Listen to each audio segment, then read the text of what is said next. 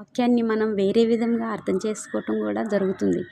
ఒక వ్యక్తి యేసుప్రభు దగ్గరికి వచ్చి, బోధకుడా, నేను నిత్యరాజ్యానికి వారసుని అవ్వాలంటే నేను ఏం చేయాలి అంటే, నీకున్నదంతా విడిచిపెట్టి వచ్చి నన్ను వెంబడించు అని యేసుక్రీస్తు ఆ వ్యక్తికి చెప్పినట్లు మనం చూస్తాం బైబిల్లో.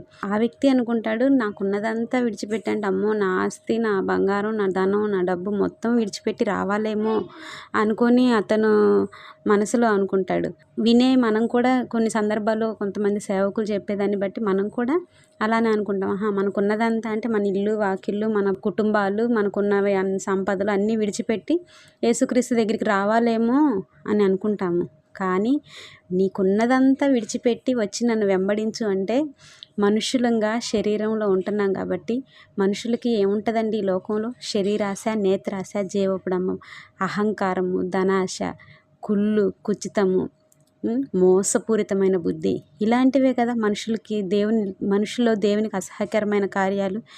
వీటిని విడిచిపెట్టి దేవునికి ఏ కార్యాలు అయితే మనుషుల్లో ఆయాసకరంగా ఉంటాయో అవి విడిచిపెట్టి రమ్మని అర్థం. కానీ నీ ఆస్తులు, అంతస్తులు, నీ డబ్బు, నీ హోదా, నీ అన్ని ఇవి విడిచిపెట్టేస్తే ఆటోమేటిక్గా వాటి మీద నీకు మనసు ఉండదు.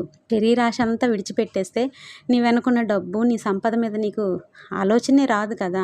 దేవుని గూర్చిన తలంపులతో, దేవుని గూర్చిన ఆలోచనలతో, దైవభక్తి గూర్చినటువంటి దాని మీద నీకు ధ్యాస వెళ్ళిపోయినప్పుడు నీకు ఇవన్నీ అసలు అవి నీకు పెద్ద విషయమే కాదు. వాటి మీద ఇక నీకు ఆటోమేటిక్గా పోయిద్ది.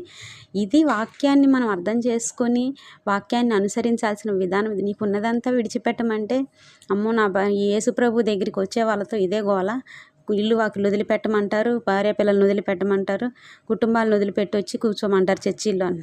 అది చాలా తప్పుగా అర్థం చేసుకుంటారు. వాక్యాన్ని మనం అర్థం చేసుకునే విధానం, దాన్ని క్షుణ్ణంగా మనం పరిశీలించుకొని మనం వినే విధానంలో మనం అర్థం చేసుకునే విధానం కొంచెం పాజిటివ్గా ఉంటే ఖచ్చితంగా వాక్యం మనం అర్థం చేసుకోగలుగుతాం, ఆ వాక్యానుసారంగా జీవించగలుగుతాం. మన కుటుంబాలు, మన ఆత్మీయ జీవితాలు ఆశీర్వాదకరంగా మార్చబడతాయి.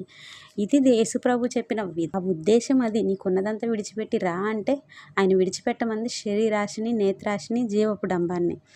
కానీ విడిచిపెట్టి రా అంటే, అమ్మో, నా డబ్బు, నేను ఇంతకాలం కష్టపడి సంపాదించుకున్న నా అంతస్తులు, నా పదవి, నా పేరు, నా ప్రఖ్యాతులు ఇవన్నీ విడిచిపెట్టుకొని నేను వెళ్ళిపోవాలా?